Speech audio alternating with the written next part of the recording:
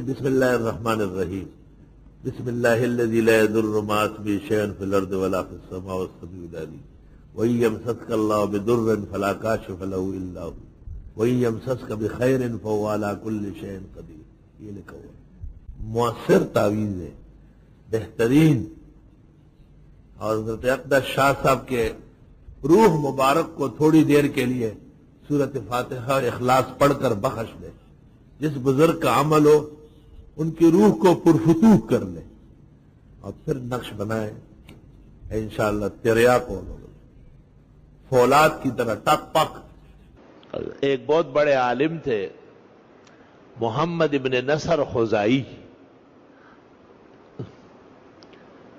وہ ایک ایسی جگہ گرفتار ہو گئے کہ بادشاہ بد مذہب تھا اور بد مذہب لوگوں کا رہنما تھا. اور ایسے ہی ہوتے ہیں یہ لوگ، تو ان میں مذہب کی پابندی تو ہوتی نہیں.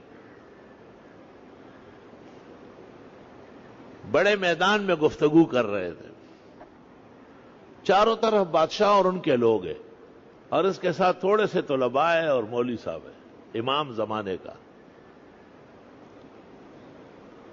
شاگردوں میں سے ایک کو بلایا ایسا اور کہا دل لرز رہا ہے، کوئی آیت پڑھ کر تقویت دے دے.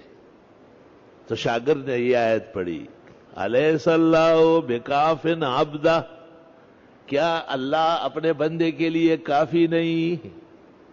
اور نے کہا چل ہو گیا. ایسی ہمت بلند ہوئی، دل مضبوط ہوا، آواز بڑی ہو گئی، بھولے ہوئے دلائل یاد آئے، اور برے میدان میں سب سے پہلے بادشاہ مسلمان ہوا اور حق قبول کرنے کا اعلان کر دیا کہ امام محمد ابن نصر خزائی اہل حق عالم معلوم ہو رہا ہے. الیس اللہ بکاف عبدہ، جو قرآن کو سمجھے ان کو قرآن سے توانائی ملتی.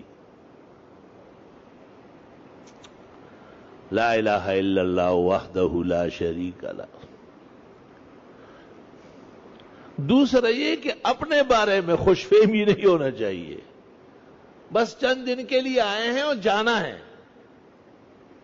اور طوفان کی طرح جانا ہے، تو اس سے کوئی اجازت نہیں لینے آئے گا کہ یہ ٹھیک کرو پھر چلے جاؤ گے اور یہ لے آؤ پھر نہ. ہر کام دھرے کا دھرے رہ جائے گا اور آپ روانہ ہو جائیں گے، اور صبح و شام اس کا انتظار کرو. اس سے غفلت سخت نقصان اور خسارہ بازار ہے. مارکیٹ ہمیشہ کے لیے ڈاؤن ہو جائے گی. اور تیسرا یہ کہ دنیا تو ایک بلبلہ ہے، پانی کے سطح پہ تیر رہی ہے. دنیا تو ایک خواب ہے، بہت کچھ نظر آتا ہے، آنکھ کھلتی ہے کچھ نہیں ہوتا. دنیا نے ہمیشہ اپنے دوستوں کو اجھاڑا ہے. یہ وہ بے وفا چیز ہے. اپنے طلبگاروں کو اور عاشقوں کو ہمیشہ لتاڑ کے رکھا ہے. اور یہ کہ ایک دنیا اور ہے، ایک عالم اور ہے، اس کو آخرت کہتے ہیں، دار البقا کہتے ہیں، تو دار الفنا ہے. خالدین فیہا، وہاں ہم ہمیشہ رہیں گے.